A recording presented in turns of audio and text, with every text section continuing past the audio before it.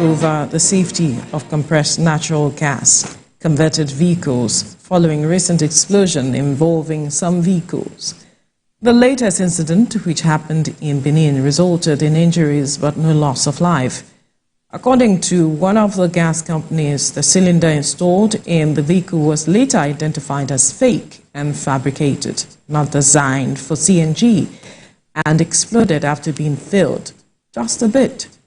The federal government has now warned motorists to avoid patronizing unaccredited centers to convert their vehicles from fuel to gas.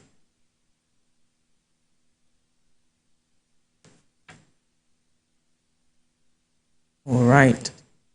Okay, and the visual there of the CNG, Olamide, and the processes, perhaps we just needed to see what it is. I've seen all sorts of things with regards to this matter of CNG or people using gas. I've seen where people use the normal cooking gas as alternative to fuel for their generators, for their cars. But like the government is saying, the safety has always been questioned, right? But as government has said now, it's important that you patronize accredited centers and also ensure that whoever is doing the conversion has the skill required to do that conversion accurately so that we will not witness what we have seen now, because people are now questioning this whole CNG matter. Are we sure that we are ready for it? Yes, we've been talking about it, and we have seen the bold step taken by the Presidential Committee on the CNG initiative. Are we sure we are ready? Now, that's the question on the lips of people. But we have Dr. Oludare Marindoti, who is joining us via Zoom from the USA. He is the convener of Social Rehabilitation, Grace and Support Initiative, to talk to us on this. Good morning. It's good to have you join us. Good morning, Veronica. Good morning, everybody. Thanks for having me. Right. If you look at the papers this morning, Nigerian papers, by the way, talks about if Nigeria is ready for this matter of adopting CNG as an alternative to fossil fuel. Especially the Daily Independent this morning, there's those saying, auto experts are saying that they doubt the success of the federal government's CNG vehicle conversion initiative, and they're saying that the initiative lacks proper planning. Safety is questionable because of what happened in Edo State. From your perspective, would you say that the government is very well prepared to carry on with this initiative? Thanks. I've actually, on this program expressed a lot of skepticism about the program for a while, and the reason being that, there's a lot of, safety precautions and testing that goes into the making of every, vehicle that gets on the road, even though maybe our government does not regulate it, but, we have government in the environment where they are created, regulated stuff like this.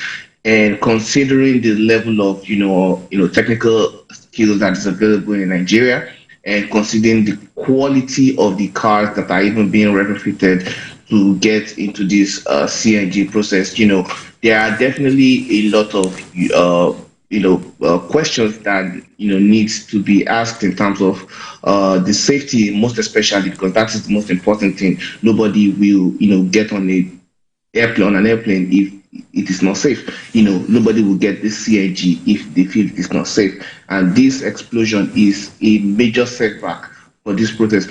And because I personally don't feel that the CNG is the solution to our transportation problem, I believe it is public transportation. Investing more in it and getting, a lot of people to invest in this is going to be the solution, because these explosions going on with the CNG bus or something that I've always feared, because it is difficult to monitor something like this in a place like Nigeria, the government is trying to, they've not done an investigation, definitely, they've not completed it, but they are trying to blame the quality or the maybe the person is authorized or unauthorized. I saw the vehicle that was being retrofitted. It's an old vehicle. A lot of things could have gone wrong in the, in the process of conversion or just the ability of the car to be able to sustain these things. So definitely, there's a need for an investigation to be done. CNG has been used in other places. It does not mean that should be the end of the old CNG experiment. But the CNG buses or CNG initiative is not going to be a magic pill that will solve the problems of Nigeria. If we, what is our CNG? What is even, aside the safety part of which is the most important part of it? What is even our CNG infrastructure like? What is our gas infrastructure like? It is all about demand and supply. So if we are trying to take demand away from petrol and let's assume we successfully put it on gas, do we have enough infrastructure to get the gas out and available at the price that will keep the CNG cheap? Because if the gas starts becoming scarce because so many people are demanding for it, then the price is still going to go up anyways. So we need to find, I believe, in my opinion, much more smart, strategically effective ways to solve the issue of transportation and improve our energy mix. CNG is a good form of energy All mix. right. Exactly. Thanks. Right. Earlier on, you mentioned two critical issues. You talked about skill as well as quality of vehicles. And then you also mentioned the concern about monitoring of the vehicles that will be converted and all of every other thing in the chain. And according to reports, a Nigeria gas vehicle monitoring system is being put in place to monitor what is going on in the chain. And although that is still being worked on now, so I believe that much monitoring cannot be done as of now. But let's get back to the matter of skill and quality. What are your concerns with regards to skill? Because we saw reports this morning that a number of persons have been trained with regards to this conversion of vehicles to CNG. We hear, I think NNPCL trained about 1,000 persons with regards to that. One might say that is not enough when you look at how vast the country is. And then when we talk about the quality of vehicles, are there quality of vehicles that can be converted to using CNG and some who shouldn't? Maybe you can help us better understand this, because where you are, we know that CNG is being used appropriately. Yes, CNG is being used sparingly in the United States. I think maybe less than 1%. I think it's adopted more in places like China and Pakistan because I actually looked at it. But when you talk about the quality of skill of people that are doing these things, there is a lot of industry that goes into these things in general in places where the environment are very well regulated. Like I tried to get a solar panel, just a solar panel on my house, but there was a lot of approval and applications and inspections back and forth before these things go on the street. So when you train 1,000 people for how long, how many of the safety precautions, what are the industry that they have behind it? It is, to me, it seemed like a ragtag kind of wishy-washy attempt at training these people. Yes, they'll be able to convert it, but we know that there is a dearth of skilled artisans in Nigeria in general. Our regular gasoline vehicles self, to find artisans, mechanics that can fix it is a headache. And we know that also in Nigeria since 2014 when they introduced the National Automobile Industry Development Plan, that there has been a significant drop, more than 375% drop in the number of cars that are being imported. So it is difficult in Nigeria right now to find a car that is younger than 10 years old. So wear and tear is just a normal reality of life. So a car that is close to its grave, that is on great grandfather time, that you are now trying to retrofit because petrol is expensive, it is just going to have so many moving parts that will increase the likelihood of these kinds of disasters. I mean, thank God, it was I didn't hear that people that were involved in that place died, but I heard they were, severely injured. But, think about the situation of a man who has his children in the backseat of the car and that kind of a thing happened. That would have even been a lot of tragedy. Or the public buses that are on the streets right now. How many people will even want to get into these things? There is a whole lot that is supposed to. I am not an expert in this, but I know that there is a whole lot that is supposed to go into ensuring safety. Seriousness, that is more than just training 1,000 people to be able to do a shortcut conversion of cars to CNG. And safety is the most important thing. We need to focus on the safety. There's a lot of all these accidents going on in Nigeria right now. Even four tankers are turning over and burning and killing a lot of people. So the process needs to be a lot much slower, and there should be a lot of cautious optimism. And like I have said on this program before, this is not going to be a short-term thing. Even if that is the direction we want to go to, we want to follow, it can never be a short term, and that is the risk of politicians putting their names behind a process, because sometimes when it backfires, it can have a ripple effect on them. I feel like it's supposed to be a gradual thing that we are going to experiment and ensure safety first. Safety is the number one, the most important thing. Nobody wants to, All destroy right. lives, kill people, and all those things. So we should focus on safety, and we have a lot more to do when it comes to that. We have a lot more to do when it comes to that. We are also talking about, safety at this time where states like Edo, especially for the most recent explosion, we're at the forefront of this CNG initiative. This is a growing sector that, so many persons may want to come into. But then I believe we have another issue on our hands, which will be the influx of, quirks and all that. The most recent was talking about fake cylinders. That means there are persons who are trying to take advantage of this as a growing sector. How do we address this vis-a-vis the lack of awareness in terms of recognizing some of this equipment? Yeah, the if we talk about fixed cylinders, there might be a lot more that goes into using fixed cylinders. The person that did the conversion could have been one of those 1,000 people that were trained, but that was the availability of cylinder, or maybe the one that money can buy. Definitely there is a grade of metal that should go into making something like this. We see them on some of the huge trucks that go on the streets. I even saw them in Nigeria before I left, that were using gas, and those are a lot more secure. There's the valve integrity and all these things. There is a lot of research that needs to be done about this particular one, but I believe this danger is probably going to go a long way in preventing the adoption, because the federal government, no matter how good the intention is, they cannot impose it on the people. The people also need to buy into it. If the people had been buying into it because they think it's going to bring down the cost of transportation, with this disaster, God forbid we have another one, it is going to make people, even someone like you right now, if I told you this car is a CNG, but I'm pretty sure you might be a little bit reticent before you get into it. You may be reluctant to get into the car because of this, you don't want to, and this is going to really, destroy that. That is why the safety should have been put first. That even after you have converted the car, before you even keep it, before you put, any CNG in it, they should have been some integrity tests. And we don't really have the machinery, at least based on my own knowledge of Nigeria. At the time I left, we don't have the machinery in terms of the skilled artisan that can effectively sustain these things.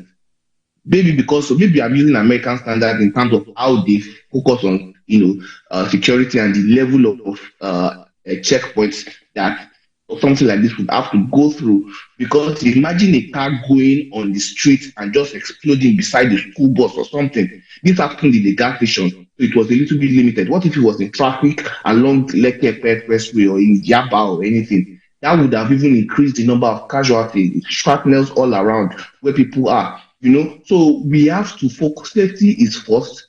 If I was, advising anybody in charge of this thing, there should be a pause on all CNG conversion for now, and then we investigate, and then we restrain our steps, and then we give the guidelines about how this conversion can be, and then we try not to put too much emphasis on it. It is, even at 1,000 cars, how many can they convert in how many short period of time?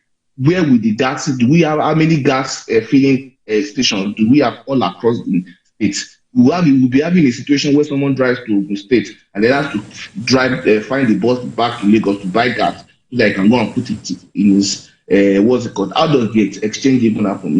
We don't have the infrastructure yet. We can, cautiously use it with maybe public transport if we can ensure the safety and to take all the precautions. But we should be cautiously optimistic. About this thing. It is not a one time a miracle pill that will solve all our problems. Yes, it is cheap, but there is a lot that goes into it, and the Nigerian people need to be, intimated with that so that they can cautiously wait and let this whole thing grow gradually. The solution to our transportation problem is still public transportation, empowering the local governments to be able to handle their own public transportation and investing more in it, and encouraging private investors to get in by first off even taking off the punitive import duty on importation of these kinds of cars that we don't make, that we need. These are things that can really help us.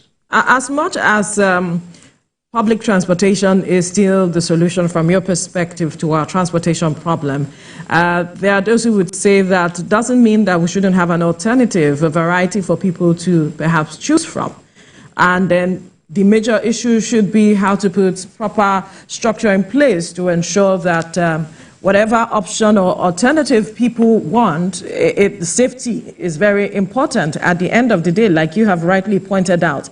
And so some are also saying that because of this incident, should we then begin to shut down this matter of conversion to CNG and all of it, that we have seen vehicles using fuel have accidents, have one issue or the other, and that hasn't stopped people from either patronizing, going into vehicles using fuel as the source of transportation or energy for transportation and all of it. And so this shouldn't be really the problem right now, that perhaps this is just some way of sabotaging government's effort at pushing this alternative. Well, whoever is believing that they are trying to sabotage the government's efforts, it should probably have a rethink, because, regardless, even if this is, it is inconsequential because it is a potential for danger. There's a hazard right there. But, I will tell you a story about why your cooking gas has a smell. I think there was a disaster in the 1920s in Texas where a school tapped into a gas pipeline and there was an explosion that killed over 200 students. And what did they do? They went back to the drawing board. They decided to start adding sulfur into the gas. So the methane that you actually use to cook does not smell. It is the sulfur that they have to use so that if there is a leak, you can smell it and run away and close the valve and all those things. So these are things that will take time for reevaluation. There is no hurry in converting cars where people might not be safe. Safety cannot be left to chance. It should be that all precautions, all stops have been gone through before they can approve. So there should be an approval process before a CNG retrofitted car and even get on the fuel. There might be a level of maybe cars that are maybe 10 years and above are the only ones that can maybe effectively be converted, because maybe a car that has been in an accident before cannot be converted because of the crookedness of whatever the metal. These are, I don't know, these are things that need to be researched, and they need to come up with a detailed, not a hurried, but a detailed safety first. The CNG bus can explode beside the convoy of a governor, of a president, of a senator. So this is the safety. This thing is a matter of public safety, and it is public safety for all of us. So there is no need for a rush. Stop the program, pause the program, not stop it. Investigate, get all the stop gaps that the checkpoints that you want to put in place, then re-roll it out with cautious optimism. We are trying to improve our energy mix. No matter how much you promote CNG, all cars will not necessarily move on CNG, because that might even put in not too much pressure on the CNG availability in the first place. And building this infrastructure for CNG transport, gas pipeline, or all those things will take time. So yes, it is good to improve our energy mix and have CNG and have petrol and have diesel and have electric cars and all those things. But safety, especially for something like this, because petrol will burn. We saw how the petrol in Jigawa was burning. It will be contiguous from one area to the other. a gas will explode because first of the gas is compressed. The gas tanker can even turn to a projectile. There are so many of these what's it called that the harness that they use to pin it to the what's it called might not be a very reliable for sort of securing mechanism. So there are a lot of before they make a car, they do a crash test. They will drive the car literally into the wall to see how it will withhold and prevent people. So these are some of the stress tests. I'm not saying crash tests right now, but stress tests that each of the converted cars will need to be taken through before it is allowed to get on the streets and putting the lives of people in danger. It has always been a potential danger that we have seemed to ignore in an attempt of finding a panacea to our increased fuel price. And like I said, public transport is still going to be the solution. So let us prioritize safety and the health of all and sundry in Nigeria. And, while some will agree with you that this initiative is not one to be rushed, others will possibly say desperate time calls for desperate measures. This is a time where we're looking to diversify to ensure that our economy is as strong as possible. But let's look at this from the angle of safety that you have, been reiterating. How do we ensure that, Nigerians utilize some of these things in a good way? I'm talking about raising public awareness about the use. While there is a risk involved in the use of the CNG, there is a risk involved in the use of, fuel, cooking gas, and other things like you mentioned. So let's talk about public safety, the proper use of these things, and how Nigerians or how the government itself can help Nigerians transit from the use of fuel and other forms. You understand? Yeah, from the, definitely there's risk with the use of petrol, and there's risk with the use of gas. Everything in life comes with a risk. But that of this, when you buy your petrol cars, a lot of security checks have been done in the way by which this, stuff moves. The gas moves from the tank in the back into your engine and all these things. So there are specific grades of pipes and tubes and things that they need to specify and have verified, dealers and all those things. These things will take time. Nigeria is a place where it is difficult to police anything, but that is what we have to do. We have to wait and take the time to ensure we put the security checkpoints in it. Nigerians need not to be scared of the CNGs, maybe the ones that are brand new, verified. They can improve. China makes CNG cars that can be brought in. They make in the various other places. But if we have verified car makers making CNG buses that have gone through a lot of this training and they put the the safety precautions in place, this can be a much more safer option. And I feel like even the CNG initiative should be targeted more towards public transport, where it will be more effective than private transport. If we can really focus on our public transport system, Nigeria is not so big. If the local government can manage it, the people will be able to move from point A to point B using these CNG, buses and all that have gone through rigorous safety, precautions, and it will make the lives of everybody better.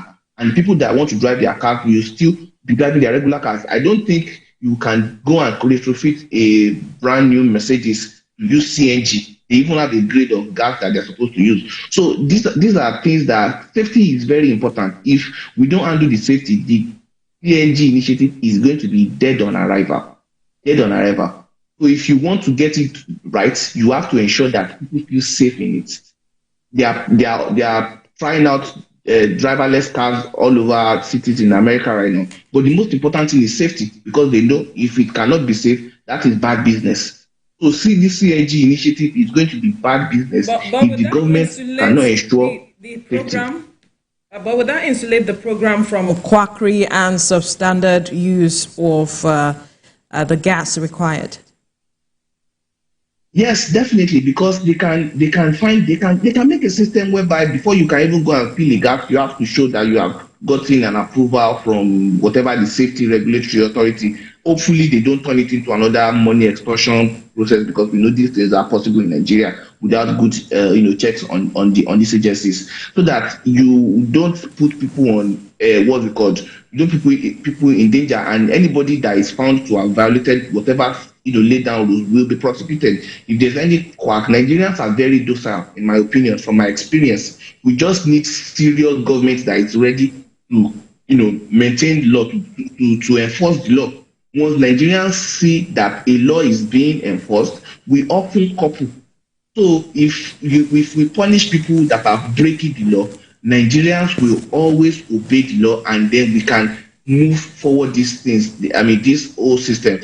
We don't have the CNG gas station infrastructure yet for all our country to be buying it. We don't have it. It is very limited. So definitely, the only way you can insulate it from quackery, like you said, is to have laid down rules, laid down checks before the CNG converted cars can get on the streets. It must have been approved, and then once it has been approved, the approval letter will be, or document, whatever it is, will be a prerequisite before you can even put the CNG in the car. And these are things that, and if there's also any other loophole, you keep tracking. If there's any other loophole, you keep on fixing it. But the safety is the most important thing if this initiative is ever going to scratch the surface. Dr. And I think Nigerians and the Nigerian government need to be more cautious about it. Dr. Oludare Marindoti, convener, Social Rehabilitation, Grace and Support Initiative. Thank you for your time on the program. Thank you for having me. Right.